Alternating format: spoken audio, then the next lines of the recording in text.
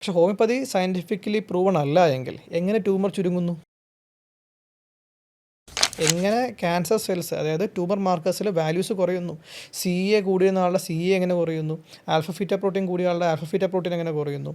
അപ്പോൾ അതിൽ പ്രൂഫുണ്ട്. അപ്പോൾ ഹോമിയോപ്പതി കൊടുക്കുന്ന ആൾക്ക് അസുഖം കുറയുന്നുമുണ്ട്, മാറുന്നുമുണ്ട്. പക്ഷേ അത് പ്രൂവ് ചെയ്യാനുള്ള സയൻറ്റിഫിക് നമുക്ക് സിസ്റ്റം ഇല്ല. അത് സയൻസിൻ്റെ ഒരു പോരായ്മയാണ്. ഇപ്പോൾ നമ്മുടെ ടെക്നോളജിയുടെ ഒരു പോരായ്മയാണ്. നമ്മൾ ടെക്നോളജിക്ക് അത് കണ്ടുപിടിക്കാൻ പറ്റുന്നില്ല. അപ്പോൾ അത് പ്രൂവ് ചെയ്യാൻ പറ്റാത്തത് എൻ്റെ പോരായ്മയല്ല ആക്ച്വലി. പക്ഷേ നമ്മൾ ഹോമിയോപ്പതിയിൽ നമ്മൾ ചെയ്യുന്ന സിംറ്റമറ്റോളജി പ്രകാരം പെത്തോളജി പ്രകാരമായിട്ടുള്ള പഴയ പുസ്തകങ്ങളിൽ നിന്ന് കിട്ടിയിട്ടുള്ള മെഡിസിൻസ് നമ്മൾ അല്ലെങ്കിൽ പുസ്തകത്തിൽ പറയാത്തത് തന്നെ നമ്മൾ ഇന്ത്യൻ മെഡിസിനിൽ നിന്നും ചൈനീസ് മെഡിസിനിൽ നിന്നും ഉള്ള പുസ്തകം വായിച്ചിട്ട് അവിടെ റിസൾട്ട് ഇട്ടുള്ള മെഡിസിൻസ് നമ്മൾ ഇവിടെ മാനുഫാക്ചർ ചെയ്യിപ്പിക്കും. ഇന്ത്യയിൽ ആ പ്രോഡക്റ്റ് മാനുഫാക്ചർ ചെയ്യിപ്പിച്ചിട്ട് അത് ഹോമിയോപ്പതിയിലോട്ട് ആക്കിയിട്ടാണ് നമ്മൾ പേഷ്യൻസിന് കൊടുക്കുന്നത്. അങ്ങനെ കൊടുത്തു കഴിഞ്ഞാൽ അതിന് റിസൾട്ടുണ്ട്. അത് പണ്ട് കാലം തൊട്ടേ വന്നിട്ടുള്ള കാര്യങ്ങളാണ്. അതിൻ്റെ റിസൾട്ട് ഉള്ളത് കൊണ്ടാണ്. അത് പ്രൂവ് ചെയ്യുന്ന സമയത്ത് ഹോമിയോപ്പതിയും സയൻറ്റിഫിക്കലി പ്രൂവൺ ആവും.